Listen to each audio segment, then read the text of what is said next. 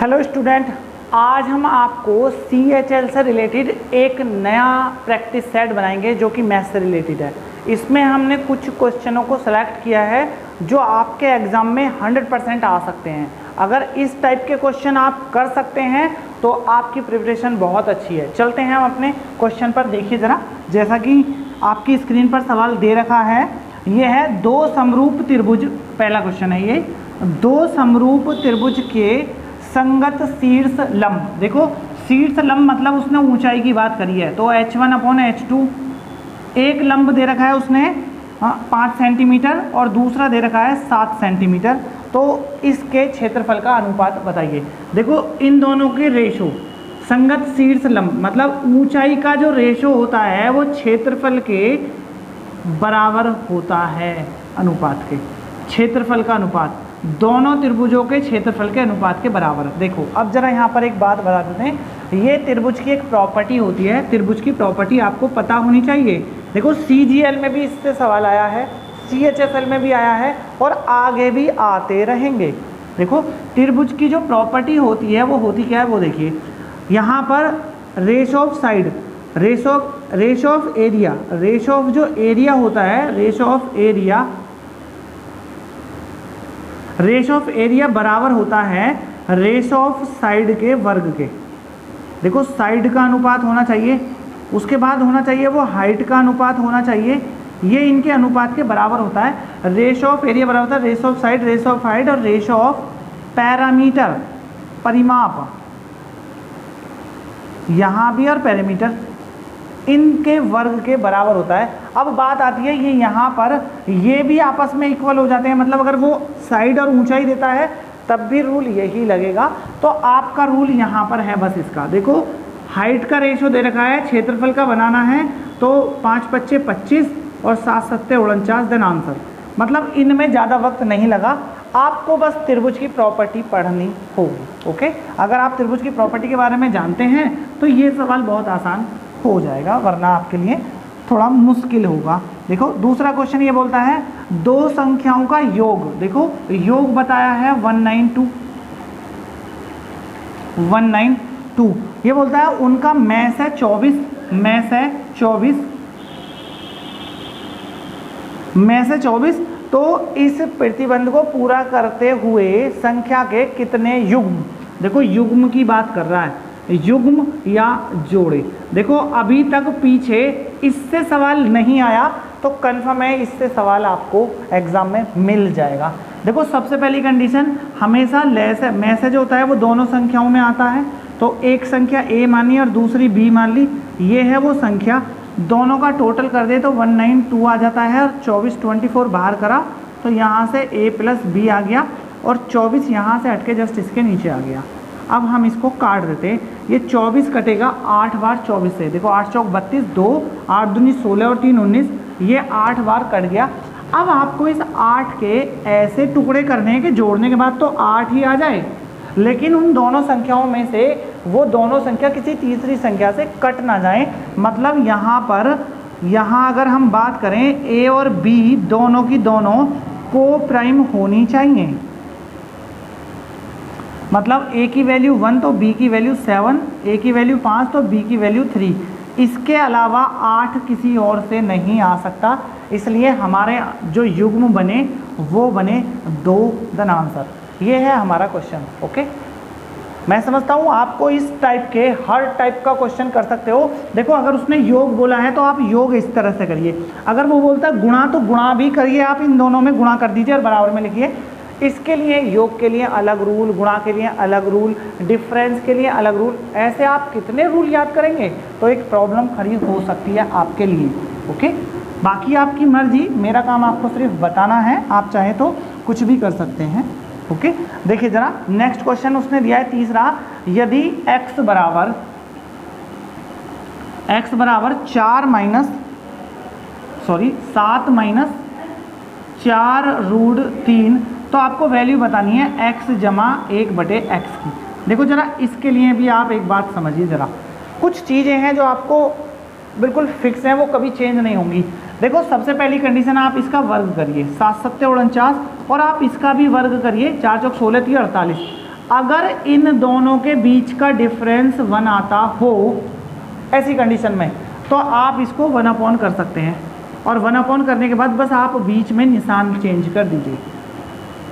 Okay, अगर plus का है तो माइनस लगाना है, माइनस का है तो प्लस, और बस आप अब इन दोनों को जोड़ दीजिए। x जमा 1/x बराबर, देखो इससे ये कट गया और 7 7 14 देन आंसर। ओके, हो गया सवाल आपका। देखो इतने मुश्किल सवाल नहीं होते, मैथ बहुत आसान है, लेकिन मैथ को हार्ड बता दिया गया है नए नए तरीके डेवलप करके कि हाँ जी ये इस तरीके से सवाल होगा, ये इससे होगा। आप जितने तरीके यूज़ करेंगे उतना ही कंफ्यूज हो जाएंगे। ओके, तो चलते हैं हम नेक्स्ट क्वेश्चन। उसने बोला है क्वेश्चन नंबर 4 में बोला है यदि 30 का मतलब मल्टीप्लाई होता है 30 का 35%, मतलब 35/100 बराबर x का 25%, देन x का 25/100 और +1। देखो 25 चौका 100, यहाँ तक तो बात ठीक है। उसके बाद ये माइनस इधर आता है, तो आप इसकी मल्टीप्लाई करें 0 3 5 15 3 3 950/100, और जैसे ही वो माइनस इधर आएगा वो माइनस यहाँ आएगा। मैं यहाँ पर इसका लेस ले लेता हूँ और 100 यहाँ लिख देता हूँ। ओके, मतलब कोई प्रॉब्लम नहीं, हम सीधा 100 इसमें से माइनस कर देते हैं। देखो 3 5 15 5 3 3 और 1 10, ये रहा, इसमें से माइनस करना है और बराबर में बचा x/4। अगर क्रॉस मल्टीप्लाई हम कर देते हैं तो 100 नीचे ही लिख लेते हैं ऐसे ही, और इसमें से इसे घटाते हैं 0 और 5 और 10 में से गया था 9 और मल्टीप्लाई 4।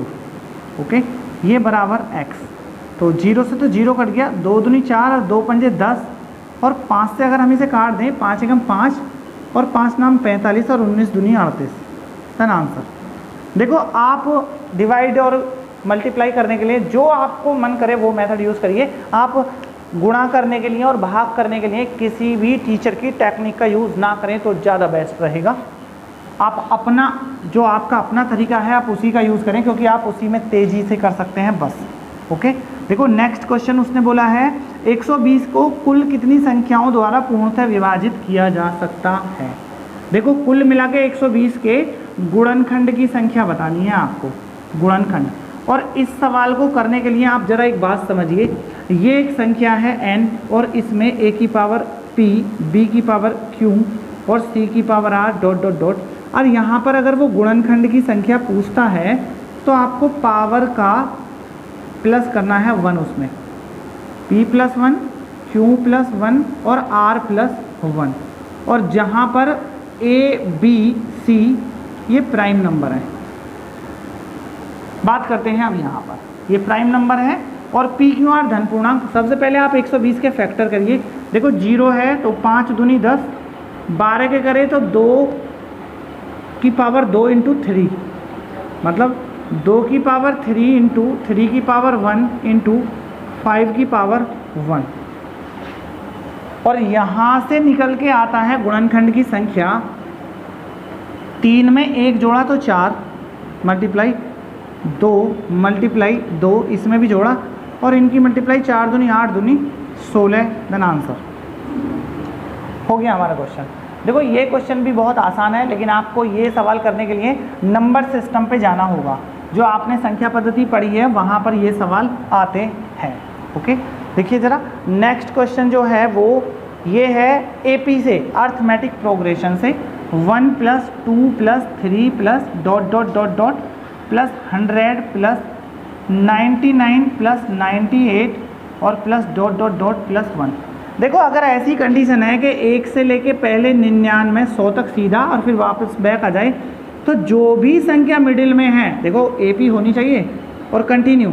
ओके, तो आपकी बीच वाली संख्या की मल्टीप्लाई सिर्फ 2 बार कर देनी है, देन आंसर। ओके, ये रहा हमारा आंसर। नॉर्मल बात है, इकाई दाई सैकड़ा हजार दशा। ओके, 100 × 100 कुछ भी नहीं है इसमें भी। ओके, नेक्स्ट क्वेश्चन देखिए ज़रा। नेक्स्ट क्वेश्चन में उसने बोला है 3 व्यक्तियों की आयु का अनुपात। देखो A:B:C, 3 व्यक्तियों की आयु का अनुपात है 2:3:4, ये आयु का अनुपात।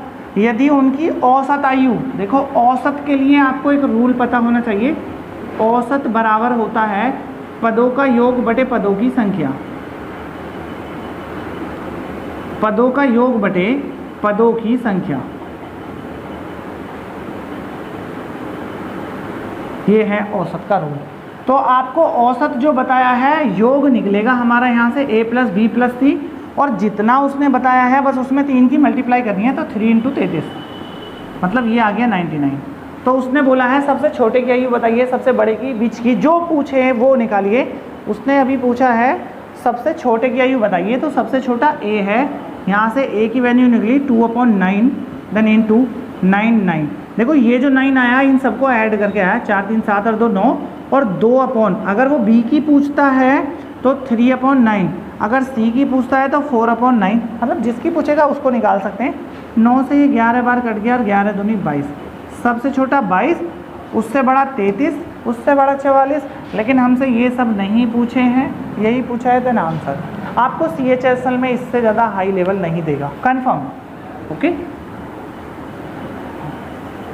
देखिए जरा नेक्स्ट सवाल उसने क्या दिया है, ये बोलता है 70 से छोटी अभाज्य संख्या बताओ। 70 से छोटी अभाज्य संख्या, 70 से छोटी अभाज्य संख्या, जितनी भी अभाज्य मतलब लाइक प्राइम नंबर। आपको इसके लिए एक बात ध्यान रखनी होगी, बस देखो ये एक बात है, आखिर 70 से छोटी आप कितनी संख्याओं को लिख पाएंगे, तो ऐसे लिखना थोड़ा मुश्किल हो जाएगा। एक संख्या लिखी जाती है 0, 10, 20, 30, 40, 50, 60, 70, 80, 90 और 100। देखो 100 तलक में, और यहाँ पर है 44, 22, 32, 23 और 21, मतलब 70 से छोटी बोला है तो 70 पे एक लाइन खींची और इसके बाद जितनी भी संख्या आती है उन्हें सबको जोड़ दिए। देखो 4 4 8 2 10 2 12, 12 3 15 और 15 और 4 19, देन आंसर। मतलब ऐसा नहीं है 70 से ही छोटी पूछे, लेस देन 70। ओके, 70 से छोटी 19। अगर वो बोले कि 30 और 40 के बीच बताओ तो 2 आ गई, 30 और 70 के बीच बताओ तो आप इन्हें ऐड करिए, 2 2 4 2 6 और 3 9, मतलब जिसको पूछे वहाँ पर लाइन खींचिए और देन आंसर। ऐसा नहीं है आप इसके लिए 70 तक सारी अभाज्य संख्याओं को ही लिखें, कुछ चीज़ें आप याद रख सकते हैं, लेकिन ऐसा नहीं कि सब कुछ ही याद रखेंगे मैथ में, कुछ चीज़ें। ओके, देखिए ज़रा नेक्स्ट क्वेश्चन। नेक्स्ट में बोलता है दाल के मूल्य में 30% की कमी हो जाने पर, 30% की 350 रुपये में 7 किलोग्राम अधिक प्राप्त करता है, तो घटा मूल्य बताइए। देखो घटा मूल्य निकालना है अगर आपको तो कुछ नहीं करना, बस आप एक लाइन खींचिए, यहाँ पर दोनों की मल्टीप्लाई करिए और इंटू में 100 यहाँ पर लिख दीजिए। जैसे वो लिखा हुआ है ऐसे का ऐसे ही रहने दीजिए, बाकी का सब कुछ। देखो 0 से 0 कट गया और इस 0 से ये 0 और 7 पंजे 35 और उत्तर निकल गया 3 पंजे 15, 15 आंसर हो गया सवाल। देखो इतना मुश्किल नहीं है, आप जैसी संख्या लिखी गई है बस आप उसे ही लिखिए और काट दीजिए। ओके, ये आपको किसी भी सवाल के लिए काम करेगा। ओके, नेक्स्ट देखिए ज़रा, नेक्स्ट में क्या बोला गया है।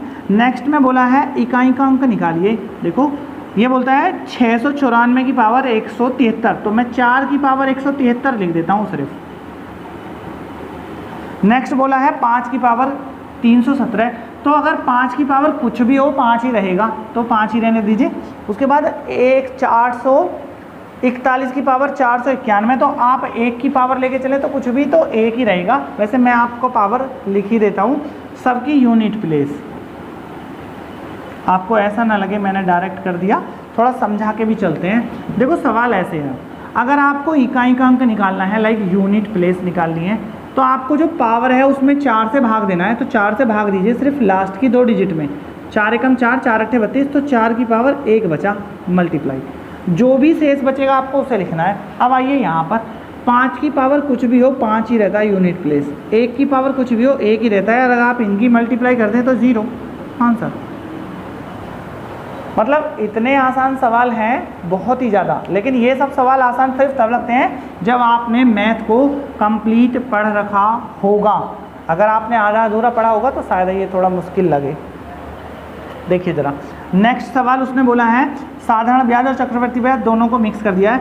उसने बोला है 2 वर्ष का साधारण ब्याज, 2 वर्ष का साधारण ब्याज 60 रुपये, और 2 वर्ष का चक्रवर्ती ब्याज 66 रुपये। देखो ये सवाल बहुत इंपॉर्टेंट है। तो उसने बोला है मूलधन बताइए, मूलधन बताइए। देखो अगर आपका ये साधारण और चक्रवर्ती है तो एक बात याद रखिए, अगर ये दोनों सन सेम हैं तो आपको दोनों के बीच का डिफरेंस लेना है। पहले कंडीशन तो ये है, अगर ये दोनों सेम है। उसके बाद अगर ये 2 वर्ष है और ये भी 2 वर्ष है तो आपको नीचे वाले में से बस एक कम करना है, तो बराबर 1 वर्ष के आ गया। अगर नीचे 3 वर्ष है और ऊपर 3 वर्ष है तो नीचे आपको 2 वर्ष लेना होगा। बस आप ये बात ध्यान रखें। 1 वर्ष का 6 हो गया, और यहाँ पर ये साधारण ब्याज मतलब 1 वर्ष का ब्याज निकला ये। अब ये 1 वर्ष का ब्याज कितने रुपए पे एक्स्ट्रा चल रहा है, तो आपको इसका हाफ करना है। 30 रुपये पर 6 रुपये एक्स्ट्रा चले, क्योंकि साधारण ब्याज और चक्रवर्ती ब्याज पहले वर्ष तो दोनों सेम ही रहते हैं और नेक्स्ट वर्ष बढ़ जाते हैं। तो आप बस ये बात समझिए, 6 रुपये को इतने रुपए बढ़ाने पर दर क्या प्रयोग करी गई है, तो 6 बराबर 3 इंटू आर और इंटू 1/100, तो 6 पंजे 30 और 5 दूनी 10। ये हो गया आर की वैल्यू 20%। इस दर से बढ़ाया, देखो दर हाथ में आ गई हमारे। अब धन चाहिए। अब आपको साधारण ब्याज का ही प्रयोग करना है। 60 रुपये बराबर मूलधन गुणा दर इंटू समय बटे 100।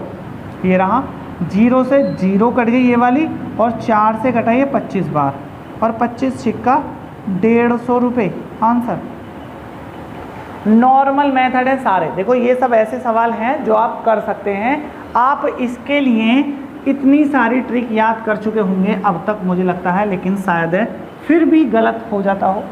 ओके, देखिए ज़रा नेक्स्ट सवाल देखिए ज़रा। नेक्स्ट सवाल ये बोलता है रवि एक काम को 40 दिन में करता है।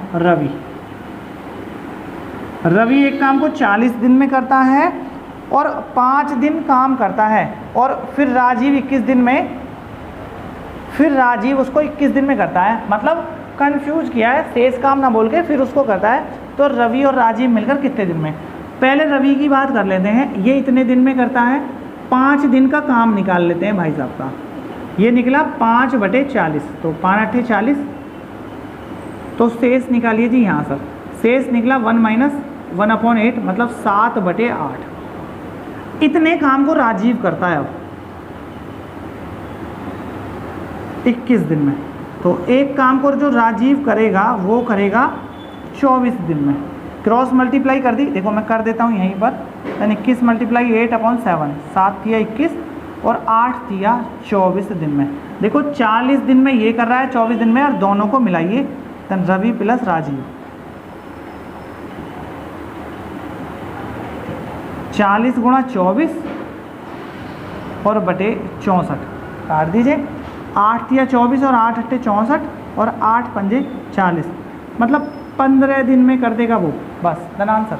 ओके, टाइम एंड वर्क तो बहुत आसान है। अगर आपने हमारी टाइम एंड वर्क की वीडियो नहीं देखी है तो डिस्क्रिप्शन में आपको लिंक दे दिया जाएगा, आप वहाँ पर जाकर देख सकते हैं। ओके, तो देखिए ज़रा नेक्स्ट क्वेश्चन।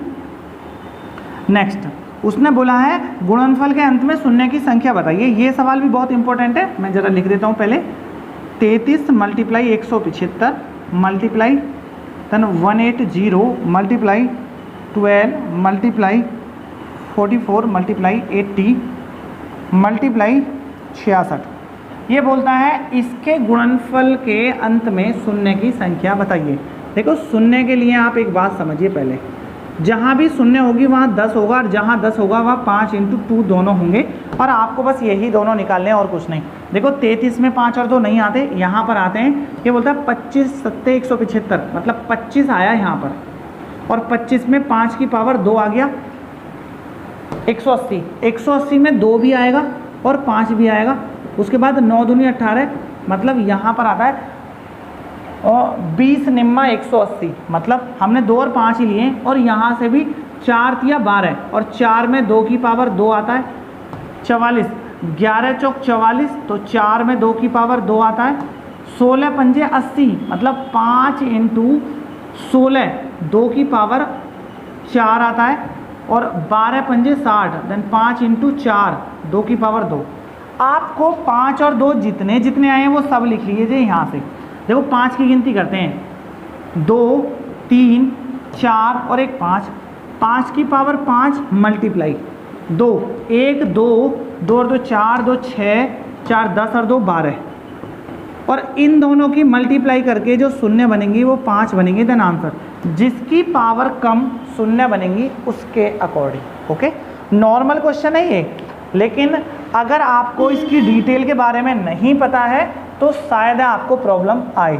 अगर आप इन सवालों की पूरी नॉलेज चाहते हैं तो डिस्क्रिप्शन में आपको लिंक दे दिया जाएगा, आप वहाँ पर देख सकते हैं जाकर। ओके, तो चलते हैं हम अपने नेक्स्ट क्वेश्चन पर। देखिए ज़रा नेक्स्ट क्वेश्चन में उसने क्या बोला है, आप ज़रा उसे देखिए। नेक्स्ट क्वेश्चन में बोला है उसने, यदि किसी आयत की लंबाई और उसका परिमाप, देखो लंबाई और उसका परिमाप 2l + b बराबर, ये है 5/16। ओके, तो उसने अनुपात पूछा है, लंबाई चौड़ाई का अनुपात बताइए।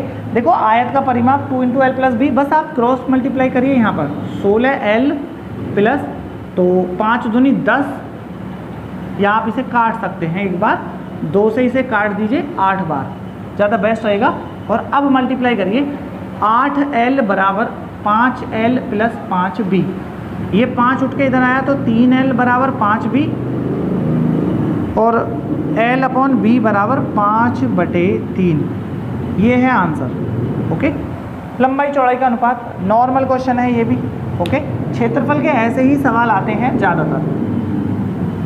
देखिए ज़रा नेक्स्ट क्वेश्चन देखिए। नेक्स्ट क्वेश्चन में उसने बोला है 7 के प्रथम 7 गुणज, 7 के प्रथम 7 गुणज का औसत बताइए। देखो ज़रा मैं आपको इसका एक ट्रिक बताता हूँ, एक नॉर्मल। देखो ट्रिक भी काम कर जाएगी इसमें और नॉर्मल भी। पहले आपको मैं बताता हूँ करना क्या होता है। औसत निकालने के लिए नीचे अपन में 7 आता ही है और ब्रैकेट में 7 है, तो 7 का पहाड़ा पढ़ना है या टेबल पढ़नी है। देन 1 + 2 + ... + 7, 7 एकम 7 दूनी 14, मतलब 7 14 7 21, ऐसे ये AP हो गई। 7/, यहाँ पर रूल बना 7/2 × 7 + 1 × 8/7, और ये इससे इसे घटा दिया और 2 चौक 8, ये बनता है 7 चौक 28 का आंसर। अब जरा मैं इसका रूल बताता हूँ, ट्रिक। देखो आप ट्रिक इसकी याद रख सकते हैं, वो आपकी मर्जी। आपको जितना बोले 7 के प्रथम 7 गुणज, तो आपको ये वाली संख्या लिखनी है मल्टीप्लाई। अगर वो बोलता है प्रथम 7, तो यहाँ पर आपको 1 ऐड कर देना है और अपॉन में 2।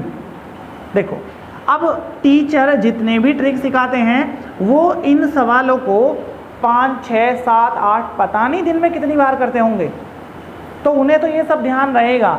आप मुश्किल से मुश्किल 3 बार तो सारे करते हैं, एक पढ़ने के दौरान, एक उतारने के दौरान और एक एग्ज़ाम के टाइम पे, तो आप तो डेफिनेटली से भूलेंगे ही भूलेंगे। तो बेटर रहेगा आप अपना तरीका फॉलो करें। कोई कुछ भी बोले कि ऐसे कर दो और वैसे कर दो, ऐसा कुछ नहीं होता। ओके, मैंने आपको बता दिया नॉर्मली। ये कहाँ से ट्रिक, लास्ट ट्रिक को उठा लेते हैं, लास्ट पॉइंट को, और वहाँ से करना शुरू कर देते हैं। देखिए ज़रा नेक्स्ट सवाल में उसने क्या बोला है। ये बोलता है एक दूध वाले के पास 15 लीटर दूध है, 15 लीटर मिल्क, 15 लीटर मिल्क है। ये बोलता है वह उसमें कितना और पानी मिलाए मिश्रण को क्रय मूल्य पर बेचने पर। देखो 15 लीटर दूध है, दूध खरीदेगा जरूर, मान के चलते हैं वो X रेट पे खरीदा, ये है मिल्क, और पानी मिलाएगा वाटर, देन वो 0 रुपये पे, और वो बेच रहा है अब इसे, तो सेलिंग प्राइस जितने पे बेच रहा है वो भी X ही है पानी मिलाने के बाद। ये बोलता है 60% का प्रॉफिट हो जाए यहाँ पर। तो हमारी कंडीशन ये है, 60% का प्रॉफिट लेने के लिए कॉस्ट प्राइस चाहिए हमें। कॉस्ट प्राइस बराबर देन X × 100/160, 0 0 2 पंजे 10 और 2 अट्ठे 16, ये आता है 5x/8, और ये वैल्यू आ गई बीच में मिलाने के बाद। उसने पानी मिलाया और इस रेट पे बेच दिया, दोनों के बीच का डिफरेंस करा, देन 5x/8, और यहाँ से इसे घटाया तो 3x/8, और मिल्क अपॉन वाटर का जो रेशो निकल के आया वो आया 5x/8 इंटू देन 3x/8, 8 से 8 मतलब 5:3। 5 लीटर में 3 लीटर पानी है वाटर, तो 1 लीटर में निकलेगा 3/5 लीटर, और 15 लीटर में दोनों की तरफ मल्टीप्लाई कर दी तो 9 लीटर देन आंसर। ये सवाल मिश्रण से ले लिया है। देखो आपको इसके लिए भी ट्रिक होगा, आपके पास कुछ ना कुछ नया होगा, बट आप ऐसे ही करें तो ज़्यादा बेस्ट रहेगा। ओके, देखिए ज़रा नेक्स्ट सवाल में उसने क्या बोला है वो देखिए। नेक्स्ट में बोला है एक समबाहु त्रिभुज, देखो एक इक्विलेटरल ट्राइंगल है, एक समबाहु त्रिभुज के अंतःवृत्त की त्रिज्या, अंतःवृत्त की त्रिज्या क्या होगी, अंतःवृत्त की त्रिज्या स्मॉल r चाहिए, और यदि भुजा A 9 हो तब अंतःवृत्त की त्रिज्या का रूल होता है a/2√3 समबाहु त्रिभुज के, और a की वैल्यू 9/2√3 मतलब √3 की ऊपर नीचे मल्टीप्लाई कर दी। ओके, और 3 से कट गया ये 3 टाइम्स, तो 3√3/2 का आंसर। समबाहु त्रिभुज के अंतःवृत्त की त्रिज्या जैसा कि ऑप्शंस में भी दे रखा है। देखिए जरा नेक्स्ट सवाल देखिए। अब नेक्स्ट सवाल में उसने क्या बोला है, ये बोलता है नेक्स्ट क्वेश्चन में 250 केले बेचने पर 250 केले बेचने पर एक विक्रेता को 50 केले के विक्रय मूल्य के बराबर लाभ होता है। 50 के विक्रय मूल्य के बराबर लाभ। देखो जरा इस टाइप के सवाल के लिए भी नॉर्मली बहुत सारे मेथड होते हैं, बट आप जैसे भी करें मुझे नहीं पता, बट आप एक बार जरा इसे देखिए आखिर करना है कैसे। लाभ बोले आपको लाभ बराबर लिखना है, हानि बोले हानि लिखनी है, 50 किलो के विक्रय मूल्य के बराबर बोले 50 किलो के कॉस्ट प्राइस के बराबर बोले, मतलब कोई भी सवाल आप ऐसी फॉर्म ला के करिए। लाभ होता है selling price minus cost price. देखो 50 के सेलिंग प्राइस में 250 के सेलिंग प्राइस में से 250 का कॉस्ट प्राइस आप माइनस करिए, और तब आपका ये आ गया। आपको ये वैल्यू इधर लानी है और ये वैल्यू इधर लानी है, तो ये बनता है 250 CP/200 सेलिंग प्राइस, और यहाँ से सेलिंग प्राइस बटे कॉस्ट प्राइस की जो वैल्यू निकली वो निकली 250/200। 25 से 0, 5 × 5 = 25 और 5 × 4 = 20, और यहाँ से परसेंटेज चाहिए प्रॉफिट परसेंटेज, देन 1/4 × 100 25%। ये रहा। देखो मैंने इस तरीके से करा क्यों है बस वो बताता हूँ। यहाँ पर लाभ है तब भी ऐसे किया, यहाँ हानि है तब भी ऐसे करेंगे, कोई भी चेंजिंग नहीं है। लेकिन ट्रिक करने के लिए आप जरा इन दोनों का ही प्रयोग करिए। 250 के लिए हैं और 50 हैं, तो आप करेंगे कैसे इसे ट्रिक के तौर। अगर आपको लाभ बोला है तो इतना बटे इतना और इंटू 100।